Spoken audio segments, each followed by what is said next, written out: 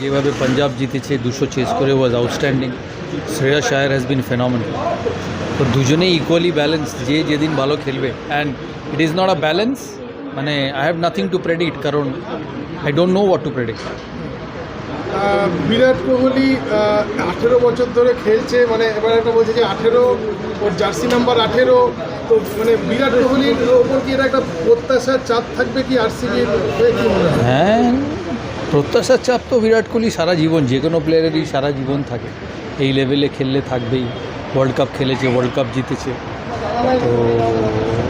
তো ওর কাছে এটাও বড় ম্যাচ, বাট বড় ম্যাচ অনেক খেলেছে। চ্যাম্পিয়ন্স লাগ একটা বিষয়। বিরাট কোহলি এর আগে যতবারই ধরুন ফাইনালে উঠেছে, কিংবা যে কোনো, শুধু আইপিএলের ক্ষেত্রে না, ইন্টারন্যাশনাল ক্রিকেটেও, কিন্তু মেন যে খেতাব, ওটা ক্রাউনটা কখনো না জিতেছে, 2011 ওয়ার্ল্ড কাপ জিতেছে। ক্যাপ্টেন হিসাবে নয়। এখানেও তো কাল ক্যাপ্টেন নয়, জিতেছে। কাল যে টিম ভালো খেলবে সে টিম জিতবে। টস জিতলে কি করা উচিত? আমি জানি না, আমি কন্ডিশনস দেখিনি। ডিউ এর ওপর ডিপেন্ড করবে। যদি ডিউ পড়ে তাহলে অবভিয়াসলি ফিল্ডিং, যদি ডিউ না পড়ে বা বৃষ্টি ফোরকাস্ট থাকে, তার সিচুয়েশনের ওপর ডিপেন্ড করে। আর লাস্ট কোশ্চেন, অনেক তরুণ ক্রিকেটার উঠে আসে আইপিএল থেকে, মানে আপনার নজরে কারা পড়লো এবছর যদি আমরা বলি? বরাবরই উঠে আসে, অনেক ভালো ভালো প্লেয়ার আছে আইপিএল, প্রচুর। মানে এবছর কার খেলাটা? বদেরা ভালো খেলেছে, গৌতম বদেরা। শ্রেয়াস আয়ার তো হ্যাজ বিন আ রেভেলেশন, যদিও ইয়াং নয়।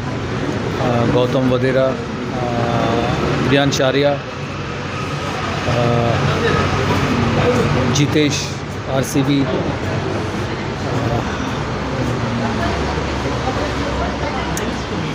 পাতিদার আরসিবি, ব্রেভিস চেন্নাই, অনেক আছে, অত মাথায় নেই, তবে এইগুলো কয়েকটা। Thank you. Last question, Manoj, আপনি নিজে একজন লেফট হ্যান্ডেড ব্যাটসম্যান ছিলেন এবং লেফট হ্যান্ডেডের আইকন আপনি, সেই জায়গায় আপনার বৈভব সূর্যবংশীকে কীরকম দেখলেন? ভালো, অনেক ট্যালেন্ট, বাচ্চা ছেলে, হবে আস্তে আস্তে বাচ্চা ছেলে।